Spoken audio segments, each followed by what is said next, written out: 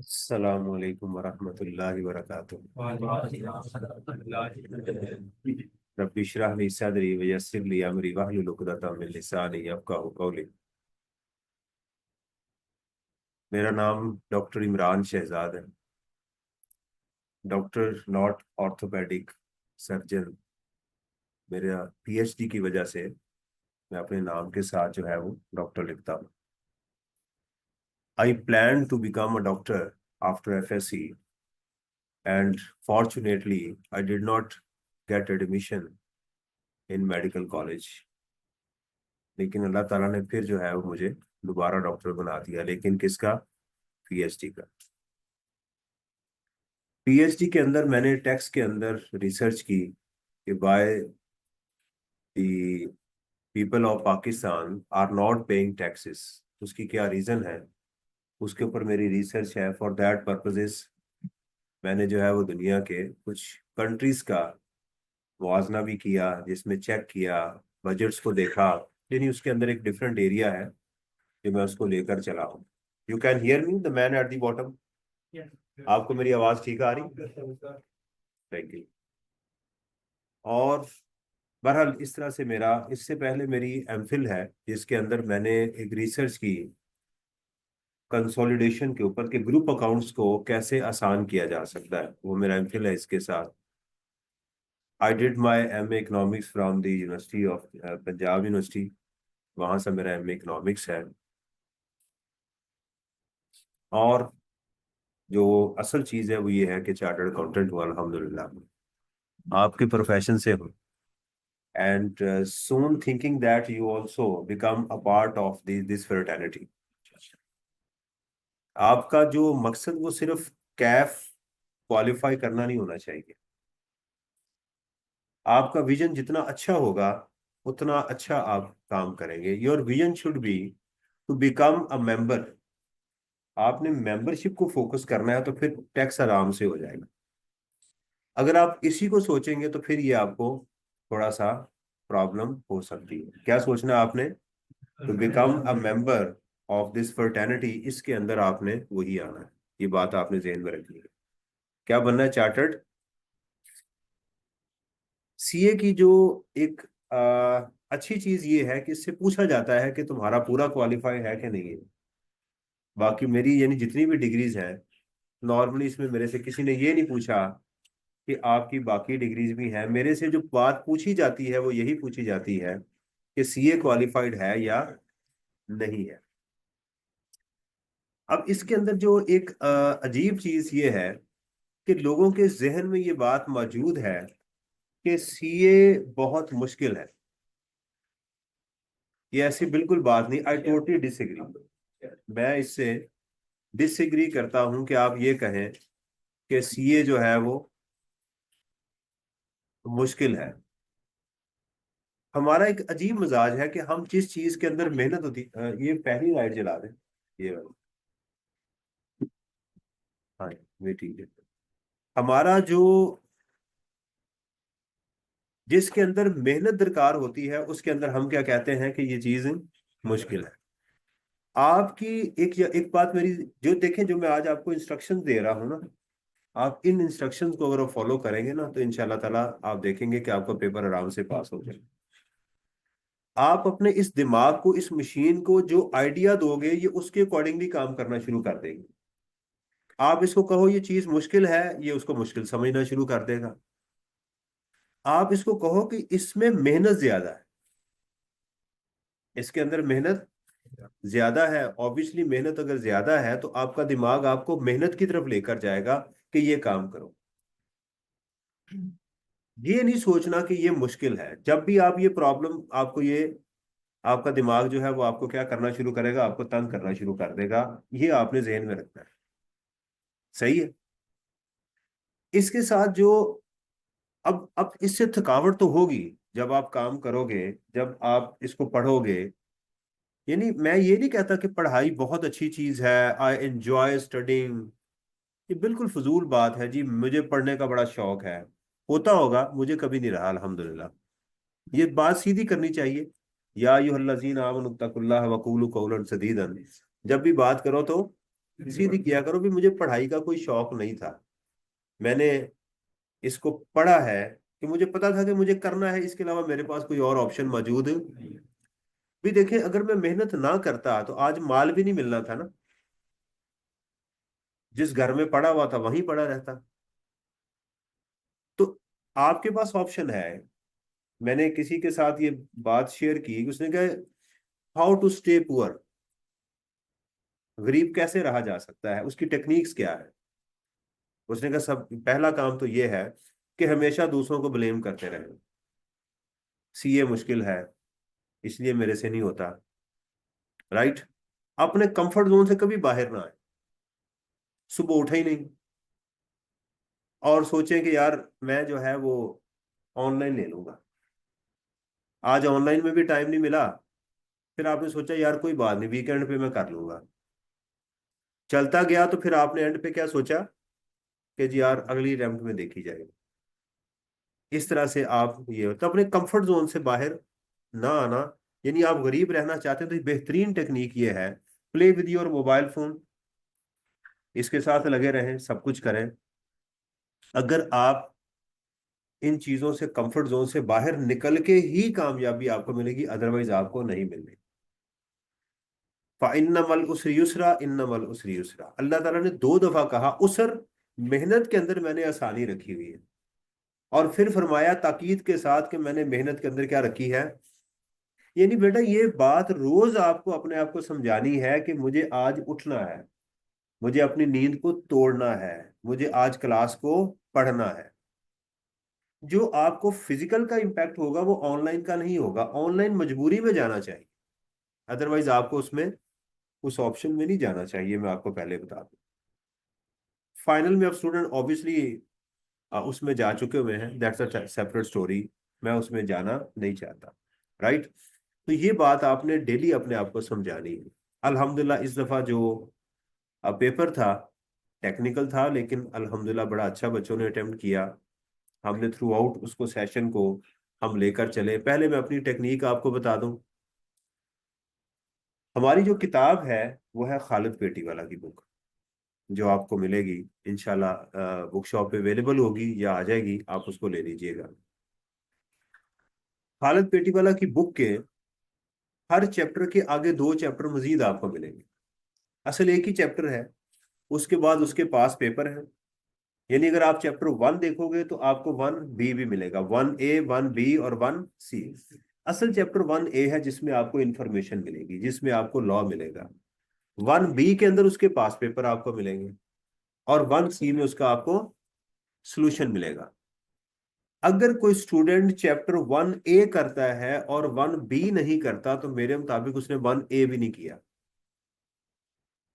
अगर आपने 2A कर लिया और 2B नहीं किया तो आपने मेरे मुताबिक वो भी नहीं किया। देखिए ना, मेरा कोच मुझे सिखाता है कि जनाब आपने इस तरह से फुटबॉल के साथ खेलना है, ऐसे करना है, ऐसे। मैं बड़ा अच्छा सीखता हूँ, बर्गर खा रहा हूँ और सब कुछ कर रहा हूँ, लेकिन मैं प्रैक्टिस नहीं कर रहा उसकी, तो मैं फील्ड में जीत तो नहीं सकता। इसलिए मुझे ये बात जहन में बिठा के रखनी है कि आपने 1B भी करना है। और जो मेरी चीज आपने थ्रू आउट करनी है पूरे सेशन में, एंड्रॉयड तो सबके पास होगा, राइट। इसमें आपने ये एक एप्लीकेशन है जिमनाई, ये आपको GEMINI जिमनाई, ये आपने एप्लीकेशन करनी है अपने मोबाइल के अंदर। ये 15 मिनट आपने रोज एक्सरसाइज किया करनी है। आपको अंदाजा नहीं है कि आपको कितना फायदा होगा। 25% ये एप्लीकेशन आपका पेपर पास करवा देगी, मैं आपको पहले बता दूं, थ्रू आउट सीए आपका क्वालिफाई करवा देगी, जिंदगी में एंजॉय करेंगे। क्या है कि इस गोरे के साथ आपने डेली 15 मिनट बात करनी। शुरू शुरू में आप हेजिटेंट होंगे मशीन के साथ बात करते हुए। ओके, अब देखिएगा, जब आप इस एप्लीकेशन को ओपन करेंगे तो आपने यहाँ पर इसकी माइक को नहीं बल्कि ये जो ह्यूमन है वो रिमोट है उसके साथ आपने बात स्टार्ट करनी। लेट्स सपोज, हाय जिमनाय, I would like to talk in English, would you like to help me. Hi there, I'm ready to converse in English. What would you like to discuss, or what questions do you have for me? Okay, today I am going to take lecture of my taxation, and I would like to advise my taxation student how they can qualify CA in first attempt. That's a great topic. Here's some advice you can give your taxation students on how to qualify for their CA in the first attempt. First, emphasize the importance of understanding the core concepts of taxation. Encourage them to go beyond memorization and focus on grasping the underlying principles. Second, highlight the significance of regular practice and mock exams. The more right, ये आपने बस अब कैसे बात करेंगे? देखें, ये मैं छोटी बात नहीं बता रहा। एक वक्त था कि हमें गोरों से बात करने के लिए हर महीने हजारों रुपया पे करना पड़ता था। इससे पहले कि ये एप्लीकेशन पेड हो जाए, क्योंकि बाकी जितनी एप्लीकेशन में देखी है नॉर्मली पेड है या सुस्त है, सबसे फ्लुएंट और फ्री एप्लीकेशन यही है जो मुझे आज तक मिली है। बाकी तमाम एप्लीकेशन कोई 5,000 मांगता है, कोई 3,000 मांगता है, कोई 2,000 मांगता है, पैसे मांगते हैं। इससे पहले कि ये भी पेड हो जाए, we should be benefited from this application. मैं कहता हूँ आपकी लाइफ बदल जाएगी, आपके रट्टा लगाने की आदत कम हो जाएगी, आप इसके साथ फेमिलियर होंगे। आपकी इंटर्नशिप में जो है वो आर्टिकल्स के अंदर आपकी आर्टिकल अच्छी जगह हो सकते हैं। क्यों? देखिए, जब आप इंटरव्यू में बैठेंगे और आप ऐसे बात करेंगे कि sir, this is Imran Shahzad and today I am here to get articles from you, right? Thank you very much for giving me this opportunity. आपका और बाकी बच्चों का बिल्कुल फर्क आ जाएगा, बिल्कुल फर्क आएगा। क्यों? क्योंकि हमें फर्म के अंदर ऐसे स्टूडेंट चाहिए होते हैं जो क्लाइंट को जाके इन्फ्लुएंस करें। रिपोर्ट तो वही बनानी है जो मैंने बना के देनी है ना, लेकिन उस क्लाइंट के ऊपर जाके टाई शाई लगाए और क्लाइंट के साथ जरा अंग्रेजी में बात करें, मल्टी नेशनल कंपनी के साथ बात करें, तो वो हमें सबसे ज्यादा स्टूडेंट अट्रैक्ट करते हैं। पहला पेपर पास होगा जल्दी। क्यों? क्योंकि आपको ना चीजों को बोलने की आदत पड़ जाएगी, एक तरह से आपको सुनने की आदत पड़ जाएगी, आप उसके उस एनवायरनमेंट में आ जाओगे। ठीक, आर्टिकल्स में आपको हेल्प होगी। अपने सीनियर्स के अपने सीनियर या जूनियर्स के अंदर आपको थोड़ी सी डिस्क्रिमिनेशन मिल जाएगी अंग्रेजी की वजह से। इंटरनेशनल मार्केट में कभी जाओगे तो वहां पर भी आपको एक एज मिलेगा, राइट? करोगे नहीं करोगे? देखिए, शुरू में आपको हेजिटेंट होंगे, आपको इसके अल्फाज की समझ नहीं आएगी, इसको भी नहीं समझ आएगी। उर्दू में आ जाए कोई बात नहीं, थोड़ी देर के लिए उसे पूछें ये जो लफ्ज तुमने बोला है मुझे बताओ क्या है, ये उर्दू में जाए। ये हर जुबान बोल लेता है, ऐसे अजीब है ये। जाना तो इन्होंने जहन्नम में है हम कहते हैं, लेकिन है बड़े अच्छे। हमारा ये भी एक मसला है कि हमने इनको जहन्नमी कहा हुआ है और अपने आप को जन्नती। इन्होंने फिलहाल हमारी जो जन्नत है उसको जहन्नम बनाया हुआ है फिलहाल। समझ आ रही है ना? तो ये बात मेरा बेटा लाजमी करनी। मुश्किल है, 15 मिनट इसके साथ मशीन के साथ बात करना आपको तंग जरूर करेगा, लेकिन आपकी हेल्प करेगा। समझे, पूरा सीए आपका 25% ये पास करवा देगा, आपका 25%। फाइन, ये करेंगे। दूसरा, जो चीज मैं आपको समझाऊं, अब थकावट कैसे दूर करनी है, असल मसला तो ये है ना कि पढ़ाई को पढ़ना कैसे है, असल चीज तो ये है। यानी मैं बार बार कह रहा हूं कि बहुत कम स्टूडेंट दुनिया में ऐसे होंगे जो कहेंगे कि आई एंजॉय स्टडिंग, लेकिन ये ऑब्वियसली दिमाग पे बोझ डालती है। इंसान का नफ्स हमेशा क्या चाहता है? रिलैक्सेशन चाहता है, सुकून चाहता है, कंफर्ट जोन से बाहर नहीं जाना चाहता। उसको कैसे हमने ओवरकम करना है, उसका बेहतरीन तरीका क्या है? आज का टेक अवे क्या है? आज सर ने मुझे क्या पढ़ाया? डेली सोचा करें, यार आज सर ने तो मुझे ये चीजें बताई हैं। उस नॉलेज को आपने सीखना है। आपकी थकावट जो है वो 75% कम हो जाएगी। अच्छा यार, सर ने आज मुझे बताया कि पाकिस्तान में टोटल इनकम क्या होती है। वेरी गुड यार। अच्छा, मुझे आज ये चीज समझ आ गई। टैक्स रेट्स क्या होते हैं। अच्छा, मुझे आज ये बात भी समझ आ रही। रिवॉर्ड। तो आप डेली बेसिस पे ये काम करेंगे तो आपका मसला हल होता जाएगा। फाइन। अगली चीज जो आपने करनी है थ्रू आउट सीए में, आपने जो चैप्टर तैयार किया है उसके कंटेंट एनालिसिस करना है, अपने हाथ से लिखना है उसे। आपका उस्ताद जो मैं आपके सामने बैठा हुआ हूं, मैं सीए के अंदर अगर 25 चैप्टर है ना, तो 25 चैप्टरों के नाम मुझे याद होते थे, और हर चैप्टर के जो जितने कंटेंट्स उसके अंदर मौजूद हैं वो मुझे याद होते। फॉर एग्जांपल कि चैप्टर नंबर 1 टैक्स ईयर की मैं बात करता हूँ, टैक्स ईयर एंड अदर्स, मैंने चैप्टर का नाम याद कर लिया। मुझे पता है इसमें 3 कंटेंट्स डिस्कस हुए हैं, टैक्स ईयर, पर्सनल स्टेटस और scope of income. Tax year 3 तरह के होते हैं, 1 2 3। स्कोप ऑफ इनकम में ये रेजिडेंट नॉन रेजिडेंट आता है, और ये इस तरह से। तो मुझे उसके कंटेंट्स याद होते थे। इसके बाद मैं ये करता था कि जो न्यूमेरिकल होता था, तो न्यूमेरिकल को करके कंप्लीट, फिर मैं उसको सोचता था, उसको याद करता था क्वेश्चन को। याद करने के बाद मैंने क्वेश्चन पे क्वेश्चन नहीं करता था जैसे आप तरावियां पढ़ते हैं, अल्लाह अकबर अल्लाह अकबर अल्लाह अकबर अल्लाह अकबर, बस। और उसके बाद आप समझते ऐसे नहीं करना, तरावियां नहीं पढ़नी न्यूमेरिकल के साथ। सुकून से न्यूमेरिकल किया। उसकी वजह क्या है सुनिएगा। जब आप एक न्यूमेरिकल करते हैं ना, तो आपको एक कॉन्सेप्ट मिल जाता है, यही सारे कॉन्सेप्ट अगले न्यूमेरिकल में यूज होने होते हैं। जब आप इसी को सही तरीके से नहीं करते और उस पे चले जाते हैं, तो आप कंफ्यूज होते हैं। उस अगले क्वेश्चन के अंदर, यस प्लीज, उसमें 5 6 नए कॉन्सेप्ट आ जाएंगे। जब आप उसको भी सीख लोगे, तो पिछले 2 क्वेश्चनों के कॉन्सेप्ट तीसरे में आएंगे, चौथे में आएंगे।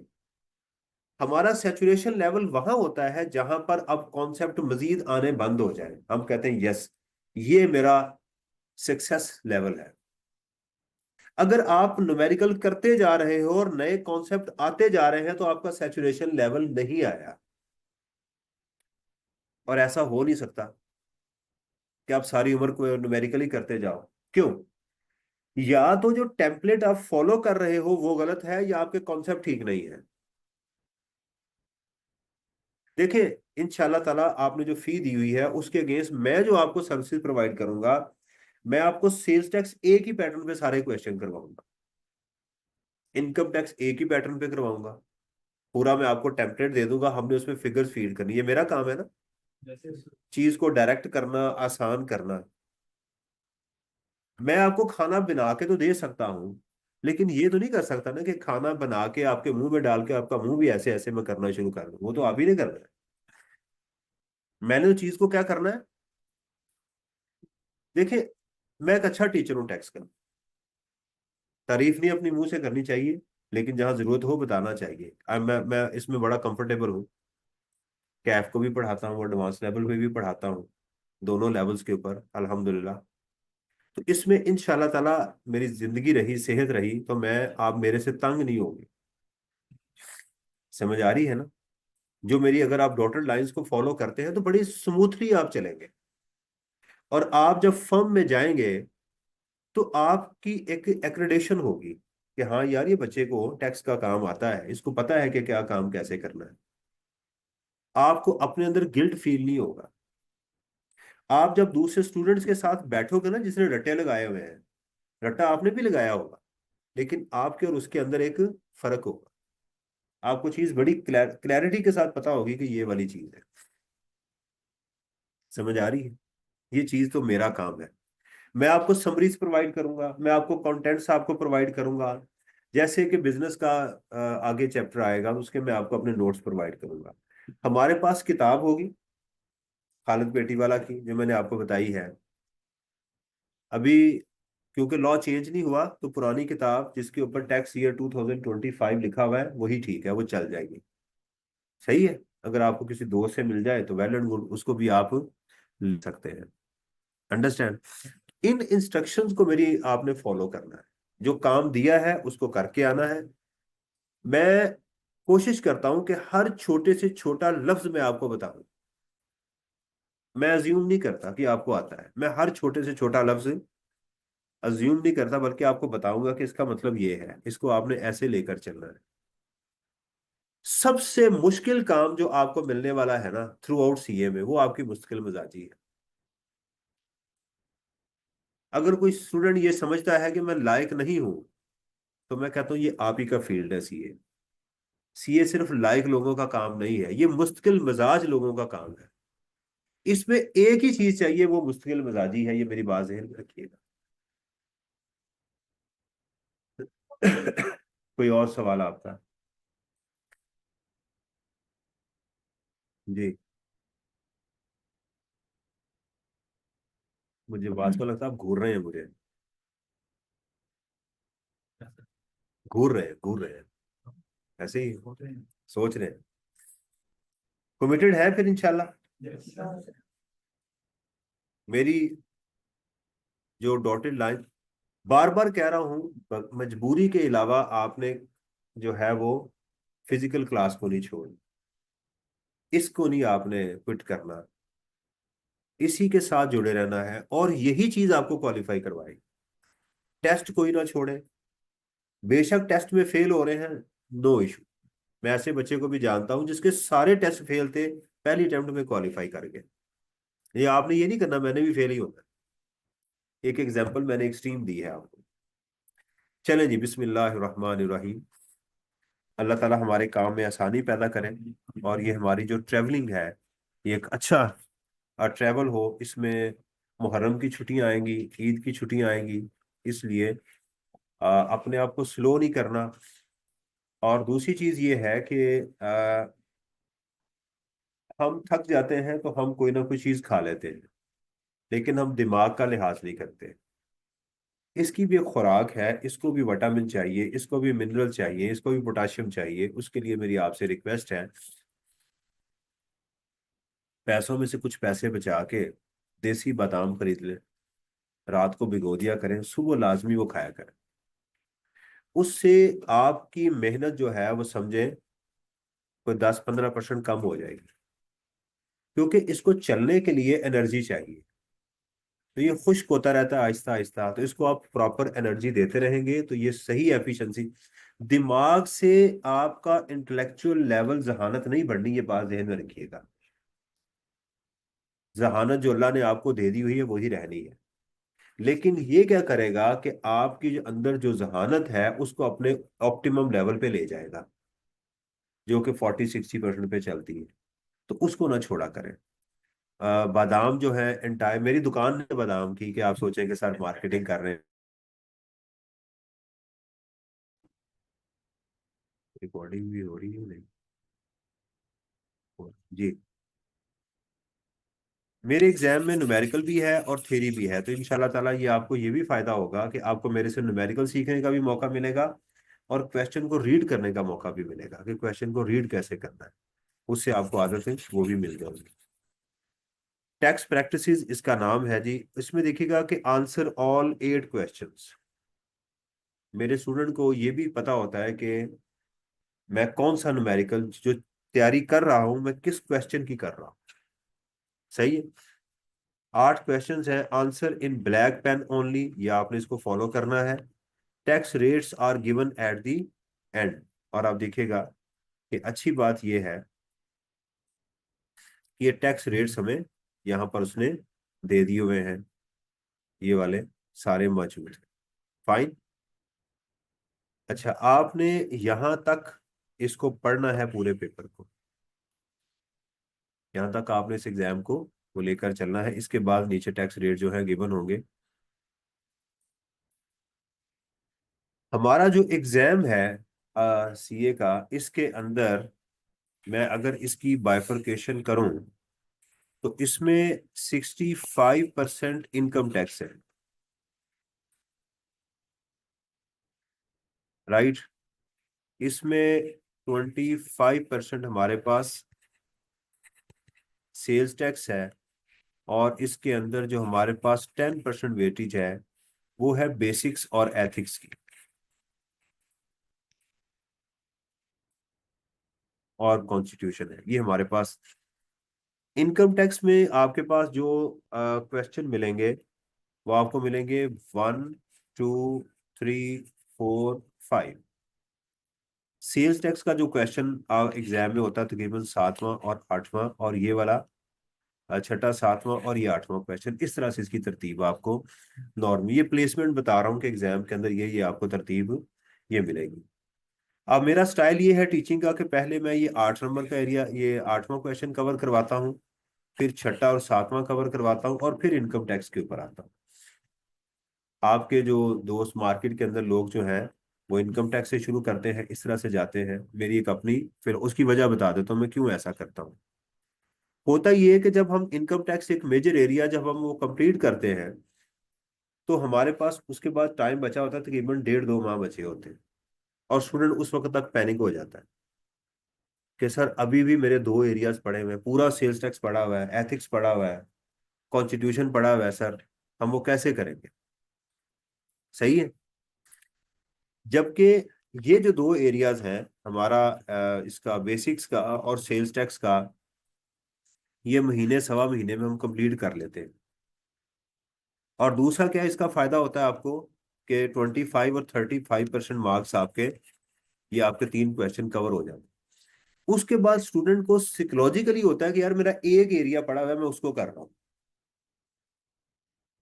टाइम उसको भी उतना ही लगना है, लेकिन होता क्या है कि जहनी तौर, देखिए मैंने कहा कि इस मशीन को समझाना जरूरी होता है। दिमाग हर वो चीज जो आप देखते हैं ये वैसे नहीं देख रहा होता, इसका देखने का अंदाज डिफरेंट होता है, इसका सोचने का अंदाज डिफरेंट होता है। इसलिए हमें इसको भी ट्रेन करना पड़ता है। आप पैनिक होंगे तो ये काम खराब करना शुरू कर देगा, आप पैनिक नहीं होंगे, सुकून के साथ काम करेंगे तो ये सुकून के साथ काम करता जाएगा। मिसाल के तौर के ऊपर, अभी वो चाय मेरे लिए नहीं लेके आया, लेकिन मुझे तसल्ली है कि यार अच्छा शायद आ ही जाए जल्दी। समझ आ रही है ना। तो मैंने अपने आप को हौसला देना कि नहीं मैं एक्टिव हूँ। लेकिन अगर मैं सोचना शुरू कर दूंगा कि नहीं यार अभी तक चाय नहीं मिली, राइट, तो मैं लिथार्जिक हो जाऊंगा, मैं सुस्त हो जाऊंगा। ये एक बड़ी कॉमन सी चीज है। ठीक है। इसलिए इस विल पावर को आपने साथ लेकर चलना है। Is it clear. तो इनकम टैक्स कितना है हमारे पास, 65%। सेल्स टैक्स कितना है, 25%, और बाकी 10% है। ये वेटेज कम ज्यादा होती रहती है। सेल्स टैक्स की एक मैं समरी आपको दे दूंगा शुरू में ही, या कुछ दिनों के बाद जब हम स्टार्ट करेंगे। वो तकरीबन आपके जितने भी क्वेश्चंस होंगे इंशाल्लाह सबको कवर कर देगी। 3 या 4 पेजेस हैं, वो 3-4 पेजेस के अंदर पूरा आपका सारा कवर हो जाएगा। इसके अंदर आपके 2 चैप्टर, 3 चैप्टर आपके इस एरिया के अंदर मौजूद हैं। इसकी भी मैं आपको बेसिक की समरी प्रोवाइड कर दूंगा, और उससे भी आपका मसला हल हो जाएगा। ये जो आपका 10% वेटेज है, इसमें ज्यादातर एग्जामिनर इसको इस पे बात करता है, कॉन्स्टिट्यूशन पे कम बात करता है। लेकिन हम सारे एरियाज को इसको कवर करेंगे। ये जो एरिया है ये मैं आपको आई कैप की बुक से पढ़ाऊंगा, क्योंकि खालिद साहब ने इसको अपनी बुक में ऐड नहीं किया हुआ, क्योंकि उनके कॉपीराइट्स हैं, इसलिए कॉपीराइट्स की वायोलेशन की वजह से नहीं है। तो आपने आई कैप की बुक का चैप्टर नंबर 1 और 3 जो है ये आपने दोनों कॉपी कर लेने। इसके साथ जो कोड ऑफ एथिक्स है उसके मैं नोट्स आपको प्रोवाइड करूंगा। तो इस तरह से हमारे साथ चलेगा क्या, कि हमारी खालिद साहब की बुक होगी, खालिद साहब की बुक के साथ मैं आपको समरीज प्रोवाइड करूंगा। ये हेल्पिंग चीजें होंगी, ये एडिशनल नहीं होगी। और बिजनेस के अंदर जाके मैं क्या करूंगा, आपको इसके अपने नोट्स प्रोवाइड कर दूंगा, और बाकी प्रैक्टिस हम किताब से ही करते जाएंगे। इस तरह से थ्रू आउट हमारा सेशन ये चलेगा। एक नजर अपने एग्जाम को देखते हैं। अच्छा, इनकम टैक्स के अंदर भी 2 चैप्टर हैं, चैप्टर नंबर 10 और 16।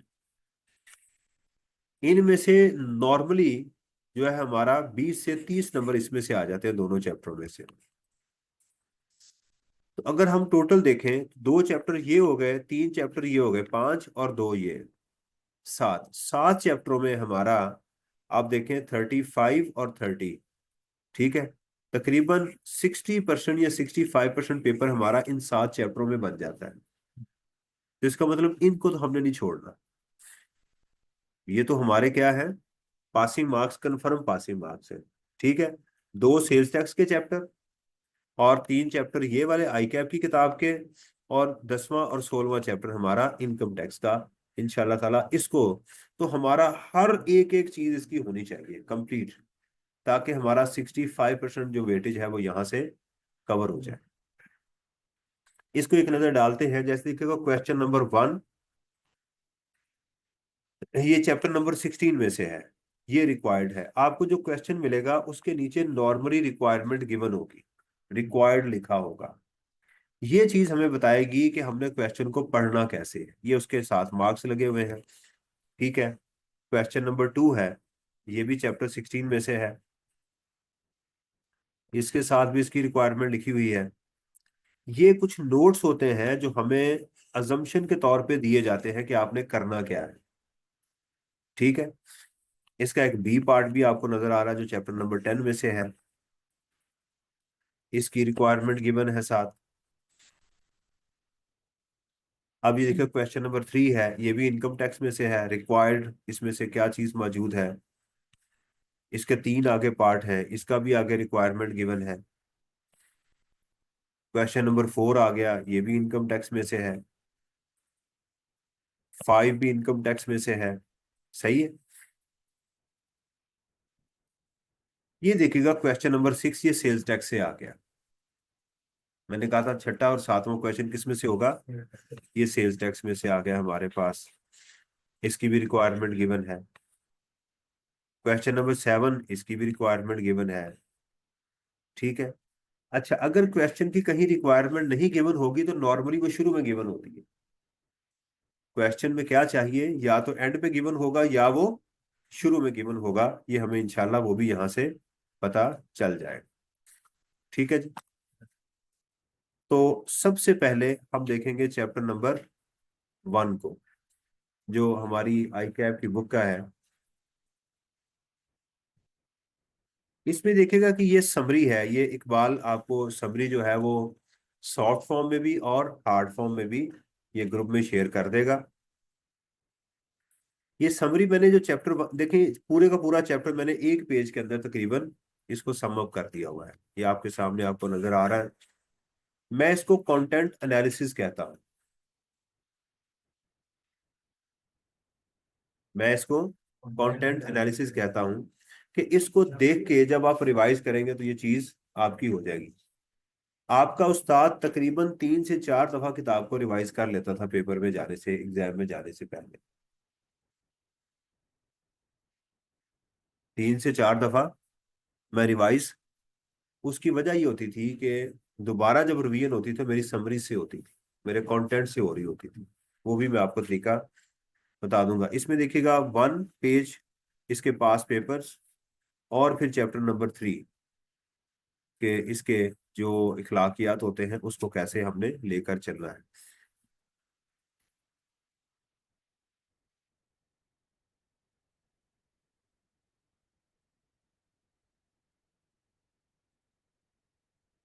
जी, बिस्मिल्लाहिर्रहमानिर्रहीम। चलें जी, अभी हम जो शुरू करने जा रहे हैं वो है हमारा चैप्टर नंबर 1। मेरी बातों की समझ आई आपको, मैंने क्या कहा है कि न्यूमेरिकल कैसे करने हैं, थ्योरी कैसे करनी है, आपका टेक अवे क्या होगा, इन सारी चीज़ों को आपने तरीके से करना है और लिख के याद करना मेरा बेटा। जो बातें मैं कह रहा हूँ बाद में पछताना नहीं है, और इस अटेम्प्ट के अंदर हमने इसको क्वालिफाई करना है। We have no other option. आपने इस बात पे सोचना भी नहीं है कि मैंने इस अटेम्प्ट में क्वालिफाई नहीं करना, सोचना भी नहीं है। आपकी एक इंटेंशन होनी चाहिए कि इस अटेम्प्ट में मैंने क्या करना है, इसको क्वालिफाई करना, दैट्स इट। ठीक है।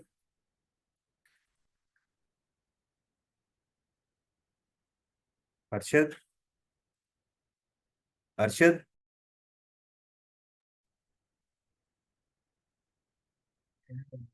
ले जी, ये हमारे पास है। नहीं, इट्स ओके, कोई मसला नहीं। System of taxation in Pakistan, ये चैप्टर नंबर 1 है हमारा।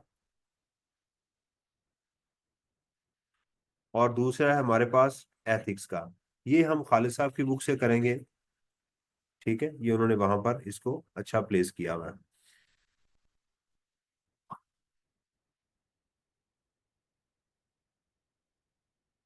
ले जी, सबसे पहले इसमें है ऑब्जेक्टिव्स ऑफ टैक्स लॉस।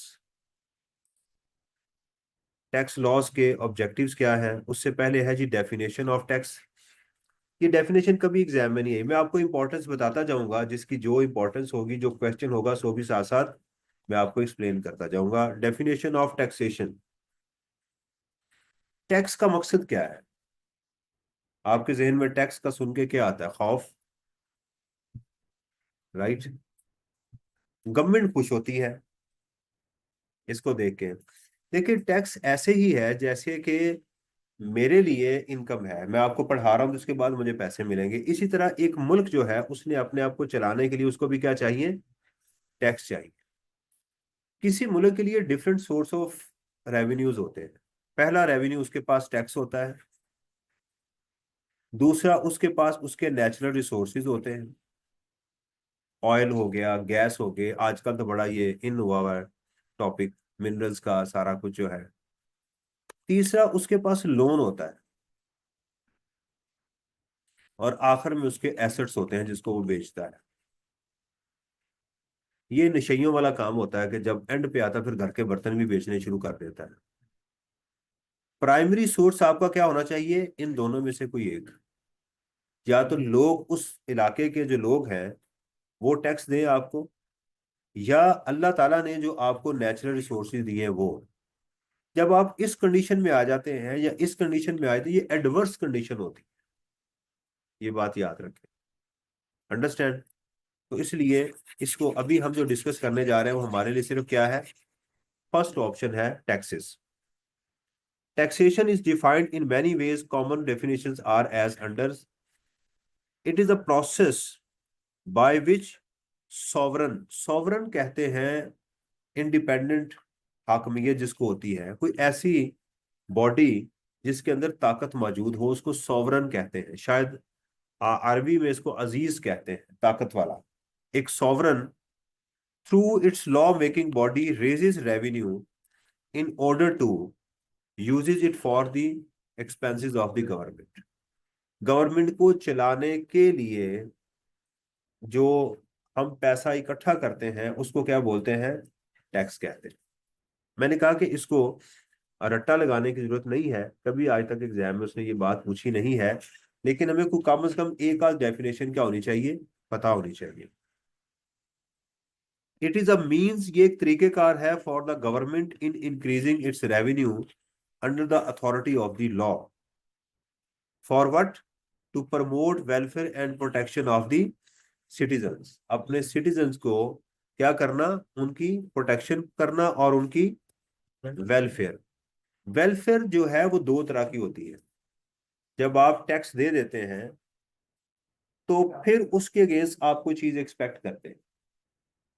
देखिए ये दुनिया का एक बेसिक फ्रेमवर्क है कि आप जब भी कोई चीज देंगे उसके अगेंस्ट आप कुछ मांगेंगे नहीं।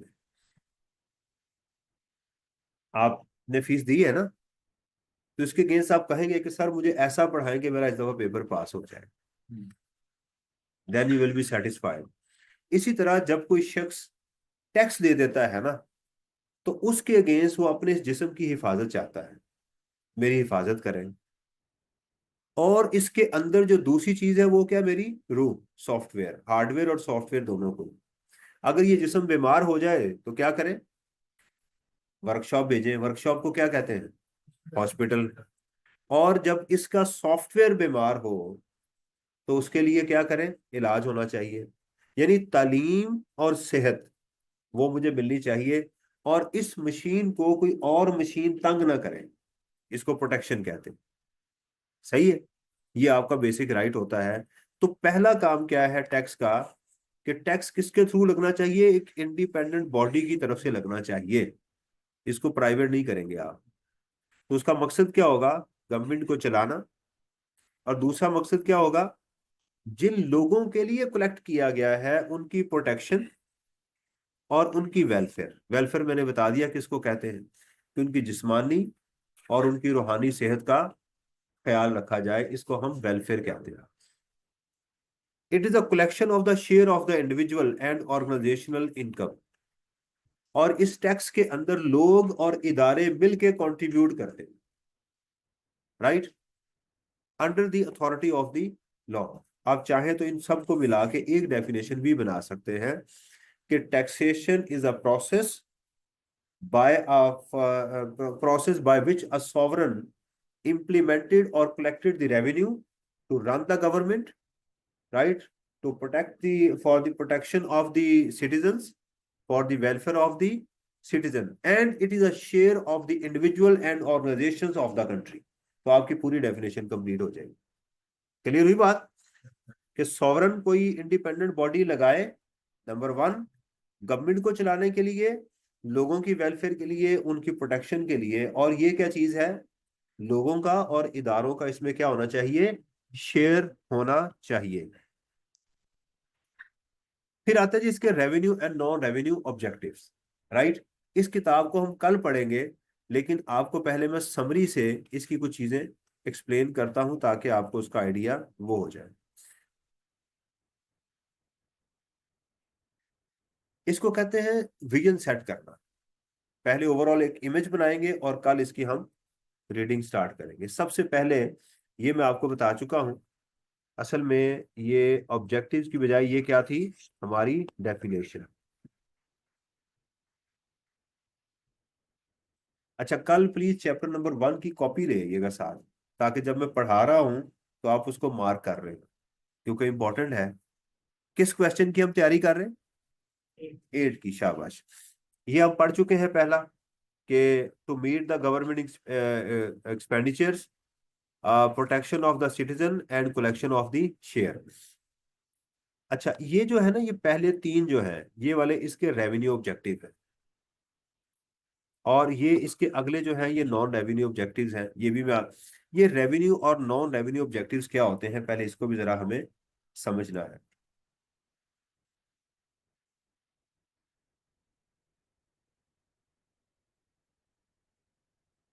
ये कायम है कि नहीं? देखें, ये जो बाज़ औक़ात हमें थकावट होती है ना, ये असल में पैसा जनरेट कर रही होती है। मैं भी थक रहा हूं ना, लेकिन इससे क्या हो रहा है? इससे माल बन रहा है। मेरा एक स्टूडेंट था, सऊदीया होता है अभी, तो एक दफा मैं ऐसे जा रहा था तो मुझे एक साथ वाले को कहता एटीएम मशीन जा रही है। तो मैंने उसे बुलाया, मैंने कहा क्या कह रहे? पठान था वो। कहता यही है, नोट छापी जा रहे हो रोज ही। मैंने कहा उल्लू के पट्टे, ये देखो कि मैं कितना खपा हुआ हूँ अपनी जिंदगी में, आज उसका रिवॉर्ड मिल रहा है ना। देखें, पहले अभी आपकी क्या है? अभी आपकी मेहनत ये वाली है ना, रिवॉर्ड कोई भी नहीं है। लेकिन आहिस्ता आहिस्ता बेटा याद रखें, ये मेहनत आपकी कम होती जाएगी। ये मेहनत आपकी ये होगी और रिवॉर्ड ये होगा। अभी मेहनत बहुत है, रिवॉर्ड कुछ नहीं है। ये स्ट्रेच होगी आहिस्ता आहिस्ता, ये जो है ना ये कम होती जाएगी, आहिस्ता आहिस्ता आहिस्ता। ठीक है, कम हो, अभी बढ़ती जाएगी ना, अभी तो बढ़ती जाएगी, लेकिन एक वक्त आएगा फिर कम होती जाएगी। फिर आपका वो जो 1 आवर रेट होगा, वो किसी की 1 महीने की सैलरी होगी। आप कंफर्ट जोन में होंगे ना। अभी मुझे पता है कि बाज बच्चे बेचारे आते हैं, हॉस्टल्स में रहते हैं, किसी का जूता पहन के आ जाते हैं, किसी की शर्ट पहन के आ जाते हैं, रात को जाके वो उसकी तबीयत भी साफ, ये ऐसा होता है, सारा सबके साथ ऐसे ही चलना है। बुखार भी होता है, सब कुछ होता है, लेकिन एक वक्त के बाद हमें इसका रिवॉर्ड मिलता है। ये बात ध्यान में रखिएगा। रेवेन्यू और नॉन रेवेन्यू ऑब्जेक्टिव्स क्या होते हैं? मैं जो आपको पढ़ा रहा हूँ ये मेरा रेवेन्यू ऑब्जेक्टिव है। इससे जो मुझे पैसा आया, मैंने क्या किया, उससे एक गाड़ी खरीद के रेंट ए कार पे चला दी, वो भी मेरा रेवेन्यू ऑब्जेक्टिव है। लेकिन वो पैसा अगर मैं अपनी फैमिली पे स्पेंड करता हूं, अपने बेटे को दे रहा हूं, तो ये मेरा रेवेन्यू ऑब्जेक्टिव नहीं है। ये बात समझ आ गई? ये फिर मेरा रेवेन्यू ऑब्जेक्टिव। तो टैक्स से टैक्स को हासिल करना रेवेन्यू ऑब्जेक्टिव है, और उससे डिफरेंट ऑब्जेक्टिव्स को अचीव करना ये नॉन रेवेन्यू ऑब्जेक्टिव्स है। तो एग्जाम में ये सवाल आ चुका हुआ है कि नॉन रेवेन्यू ऑब्जेक्टिव्स के ऊपर उसको लिखें, तो आपने फिर क्या करना है? नॉन रेवेन्यू ऑब्जेक्टिव्स को आप लिखेंगे। क्लियर? किताब के अंदर जो रेवेन्यू ऑब्जेक्टिव है मैं उससे एग्री नहीं करता, इसलिए मैंने उसको नॉन रेवेन्यू के अंदर ही रखा हुआ है। पहली चीज है गवर्नमेंट को चलाना, दूसरा है इम्प्लीमेंटेशन ऑफ पॉलिसीज, इशारे जो है, लोग ट्रैफिक चल रहे हैं ना, उनको रोकना कि भी आप ठीक चलाओ। पुलिस, ये सारी जो गवर्नमेंट की पॉलिसी है उनको इम्प्लीमेंट करना।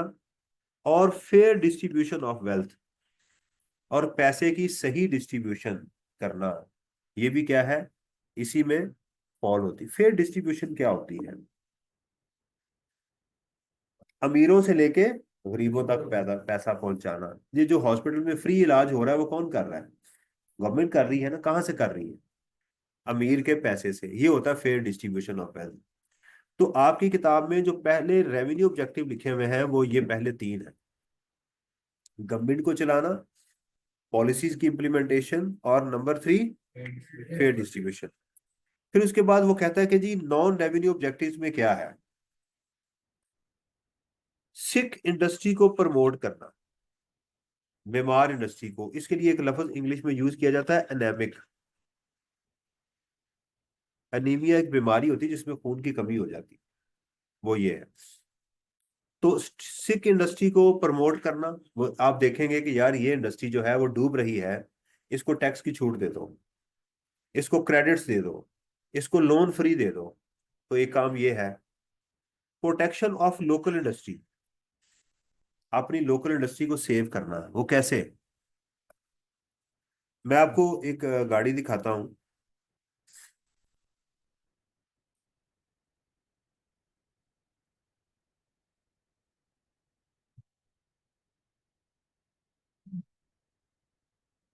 ये गाड़ी मैंने ब्लैक कलर की ना, मैंने इंपोर्ट की जापान से।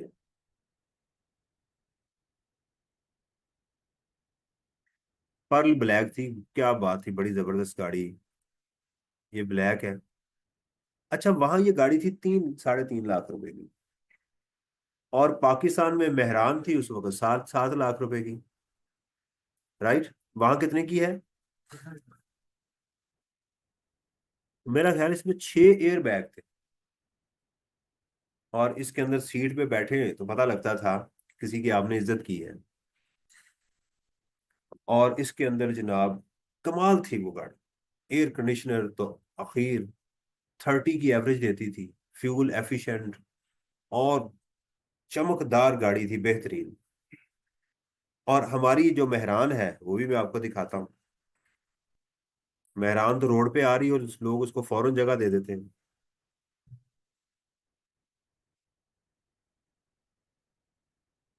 अब ये वाली गाड़ी जो थी पाकिस्तान में 7 लाख रुपए की थी। राइट। इससे एक्सरसाइज काफी होती है। आप रोड के ऊपर चलाएं तो आपको उतरते हुए फील होता है कि आपके बाइसेप ट्राइसेप काफी बन चुके हुए हैं।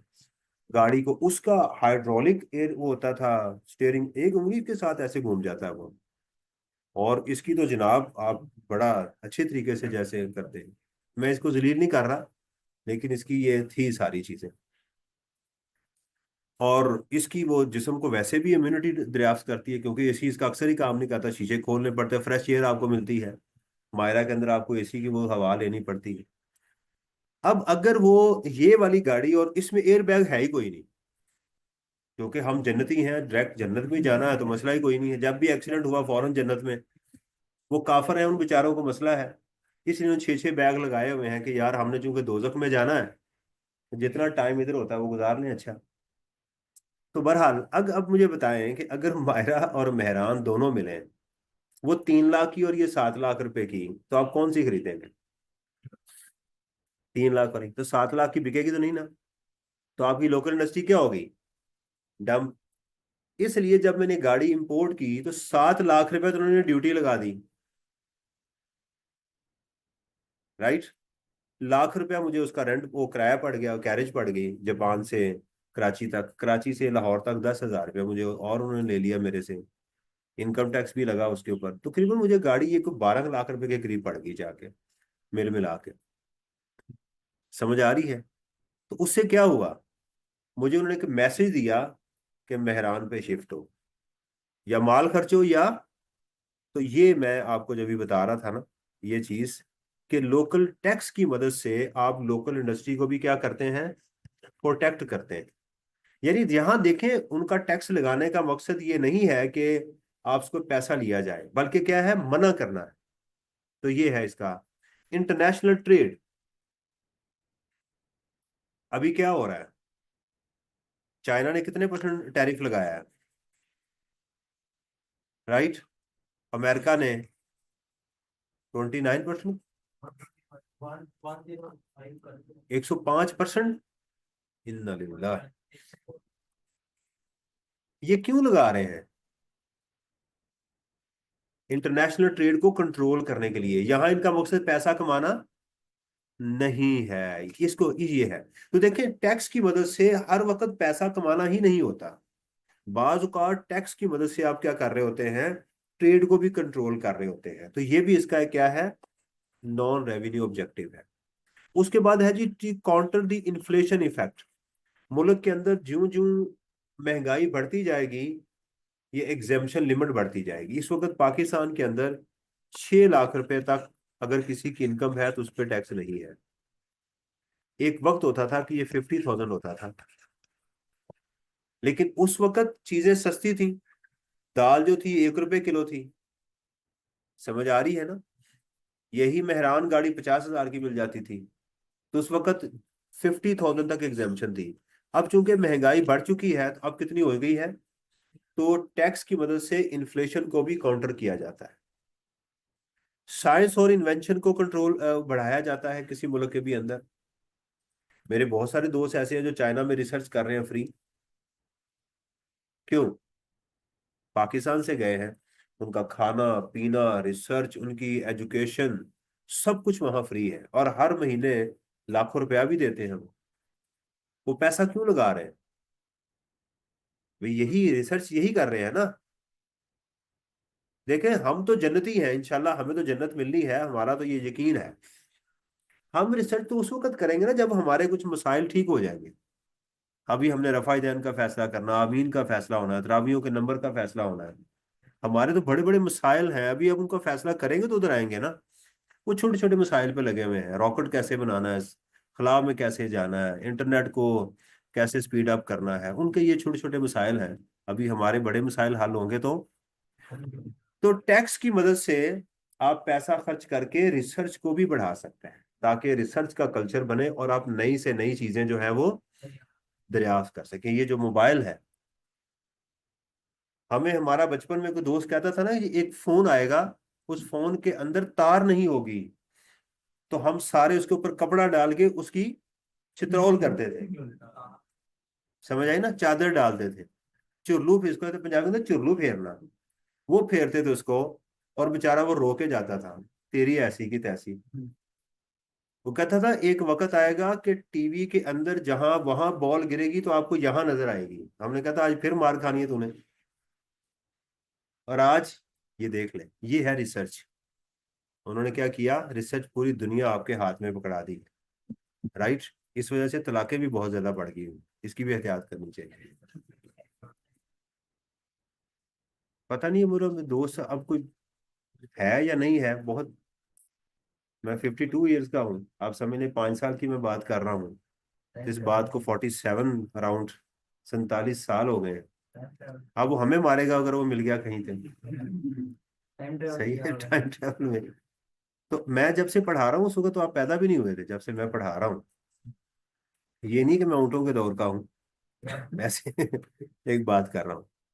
एलिमिनेशन ऑफ डिस्क्रिमिनेशन, जैसे डिस्क्रिमिनेशन कहते हैं इम्तियाजी सलूक को खत्म करना, टैक्स की मदद से आप खत्म कर सकते हैं। एक अमीर आदमी अगर अपनी बाईपास करवा रहा है 25 लाख से, तो आप पंजाब का आइडियोलॉजी चले जाए, वहां आपका फ्री हो जाएगा। थोड़ा बहुत जलील होना पड़ता है, महीना डेढ़, लेकिन हो जाता है। अगर उस वक्त तक मरे ना बंदा, तो वो कर देते हैं कुछ ना कुछ उसका। तो ये डिस्क्रिमिनेशन खत्म होगी ना, कि अमीर की है उसके पास पैसे हैं, गरीब के पास नहीं है, तो वो भी करवा सकता है। समझ आ रही है ना? तो ये है डिस्करेजिंग सर्टन एक्टिविटीज। मैं आपको इसकी एग्जांपल देता हूँ। अच्छा, मेरी एक आदत है कि मैं वर्चुअल टूर भी साथ साथ करवाता हूँ, ताकि आप जरा इसको देखते रहें।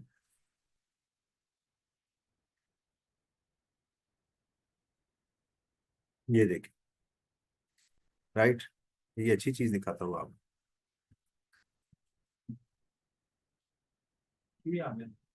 सिगार, ये मजीद ही अच्छी चीज आ गई। ये 65% टैक्स है इस पे भी, सिगरेट पे भी, अदर देन सेल्स टैक्स। मैं सिर्फ टैरिफ की बात कर रहा हूँ, इसके ऊपर 65% गवर्नमेंट ने टैक्स लगाया हुआ है कि अगर आप ये करना चाहते हैं। तो इस तरह टैक्सेस की मदद से गवर्नमेंट चाहे तो मुख्तलिफ एक्टिविटीज को भी रोक देती है, उसको कंट्रोल करती है। राइट। देखें, अब जरा इसको याद करें। नंबर वन, गवर्नमेंट का रेवेन्यू ऑब्जेक्टिव क्या है? गवर्नमेंट को चलाना, पॉलिसीज को इम्प्लीमेंट करना और फेयर डिस्ट्रीब्यूशन ऑफ वेल्थ। तीन रेवेन्यू हो गए। नॉन रेवेन्यू ऑब्जेक्टिव्स क्या है? सिक इंडस्ट्री को स्ट्रेंथन करना, लोकल इंडस्ट्री को प्रोटेक्ट करना, एक्टिविटीज को कंडेम करना, उनको रोकना, और इंटरनेशनल ट्रेड को कंट्रोल करना, इन्फ्लेशन को कंट्रोल करना। ये सारे इसके वो चीजें हैं। सर्टन एक्टिविटीज को डिस्करेज करना।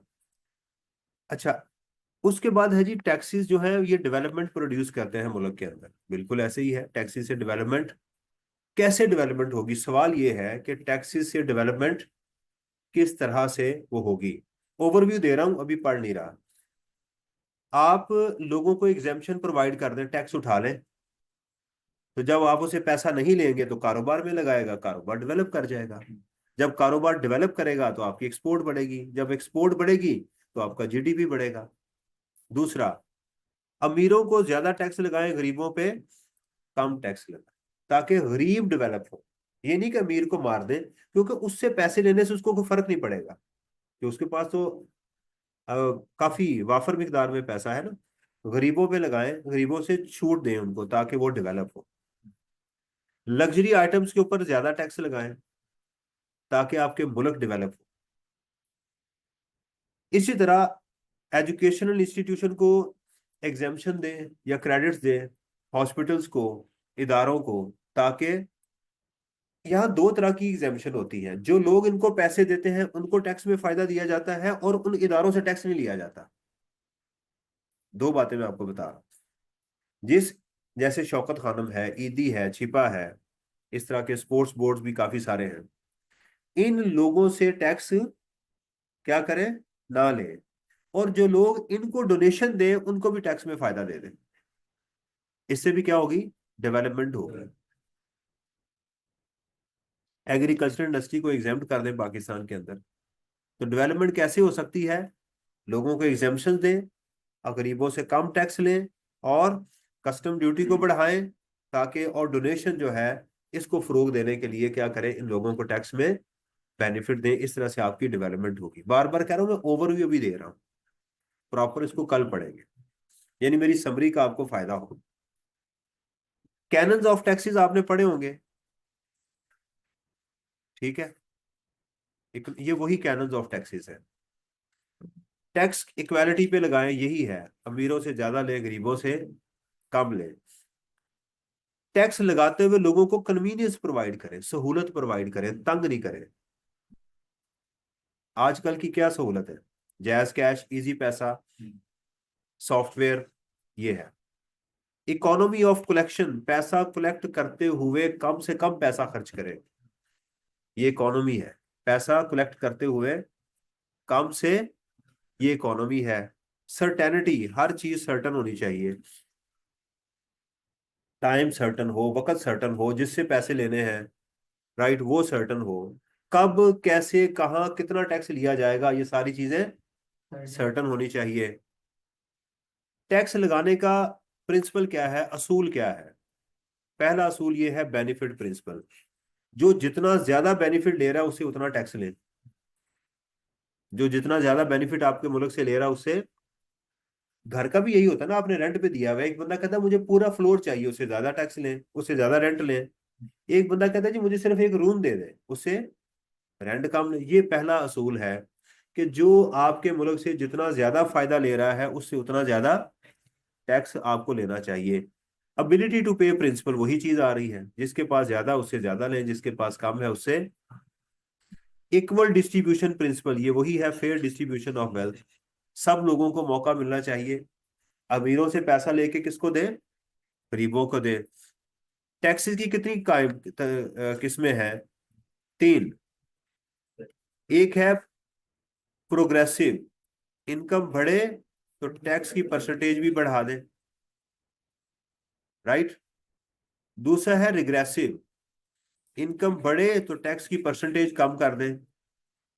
और एक है प्रोपोर्शनल, फ्लैट, ये खास परसेंटेज लगा दें, इनकम के बढ़ने या कम होने से कोई फर्क। ये तीन किस्में हैं इसकी, समझ आ गई? पाकिस्तान में ये दोनों लगी हुई हैं, ये नहीं लगी हुई, ये पूरी दुनिया में मैंने कहीं नहीं देखी। एक दफा लगी थी ये, लेकिन लोगों ने इसको अडॉप्ट ही नहीं किया। अजीब बात है कि नहीं। गवर्नमेंट ने कहा कि आप जितनी ज्यादा इनकम डिक्लेयर करेंगे हम उतना आपका टैक्स कम करते जाएंगे। किसी ने, कोई भी नहीं गया, किसी ने ऑप्शन ही नहीं ली। क्यों?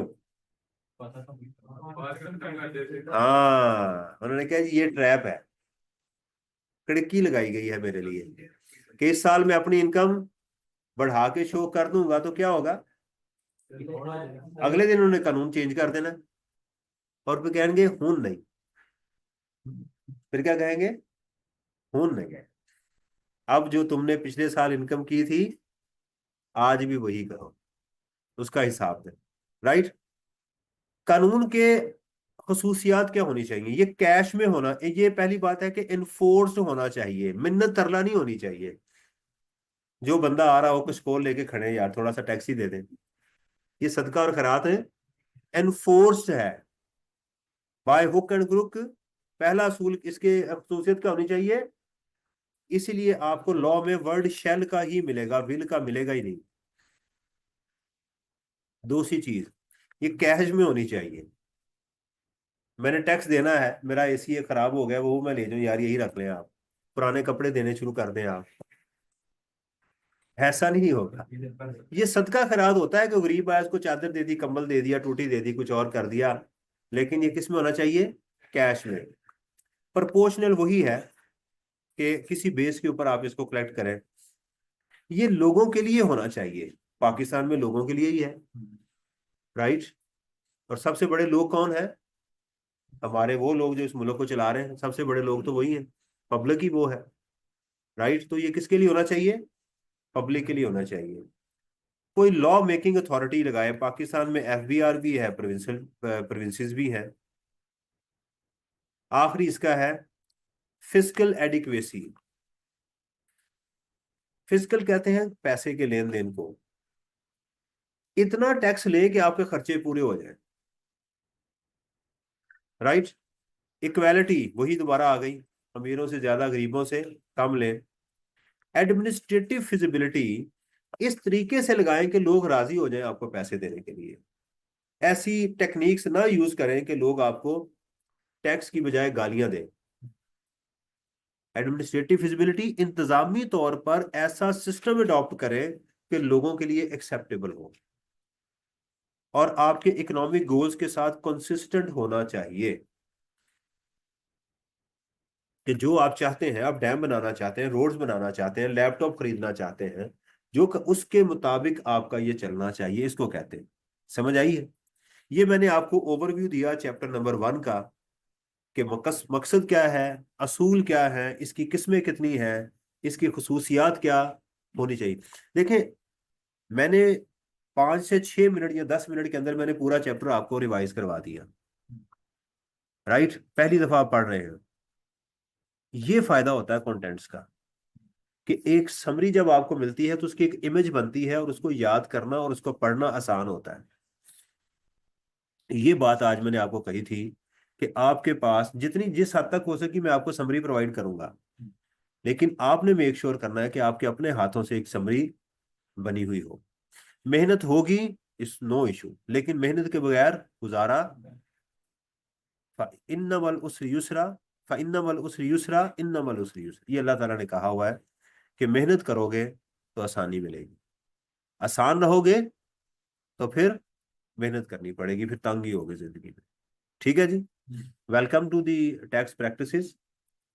Nice to see you. आपको देख के बड़ी खुशी हुई, अल्हम्दुलिल्लाह। और उम्मीद करता हूं कि ऐसे ही आप जुड़े रहेंगे और रोज सोच के आएंगे कि इस तकलीफ में मुझे पैसा मिलना है, मुझे आज जाना ही जाना है। रोज मेरा भी दिल करेगा ना आने को, आपका भी करेगा। समझ आ रही है ना? मच्छर भी काटेंगे, सब कुछ होगा, लेकिन इसी तकलीफ के साथ ही इसको होना है।